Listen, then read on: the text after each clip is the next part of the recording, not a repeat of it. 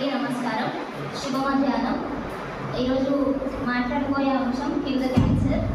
అంటే క్యాన్సర్ రావడానికి కారణం కణాలు నియంత్రణ లేకుండా పెరగడం.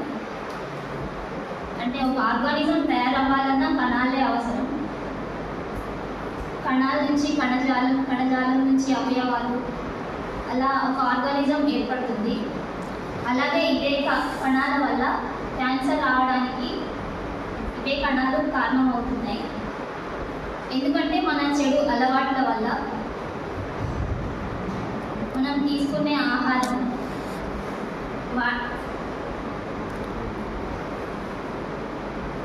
వాటన్నిటి వల్ల మనం క్యాన్సర్ బారిన పడుతున్నాం.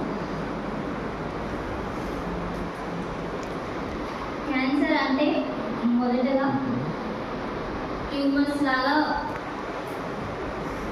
కణుతులు ఏర్పడతాయి.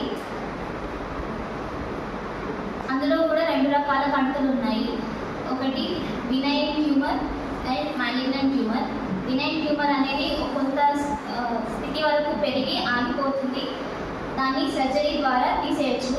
కానీ మాలిగ్నెంట్ ట్యూమర్ అనేది అది విపరీతంగా పెరుగుతూనే ఉంటుంది, అంతం అనేది లేకుండా. దానికి సర్జరీ అనేది పనిచేయదు. వీటికి చికిత్సలు 3 రకాలు ఉన్నాయి: surgery, radiotherapy, chemotherapy. Radiotherapy UV rays ద్వారా వచ్చే రేడియేషన్తో ఆ కణాల్లో ఉండే డిఎన్ఏని అవి డిస్ట్రాక్ట్ చేసి ఆ క్యాన్సర్ కణాన్ని చనిపోయేలా చేస్తాయి. అలాగే కీమోథెరపీలో కూడా ఆ కెమికల్ని నోటి ద్వారా కానీ మందుల ద్వారా కానీ శరీరంలోకి పంపిస్తే ఆ శరీరంలో అతి వేగంగా పెరిగే కణాలని చంపేస్తాయి.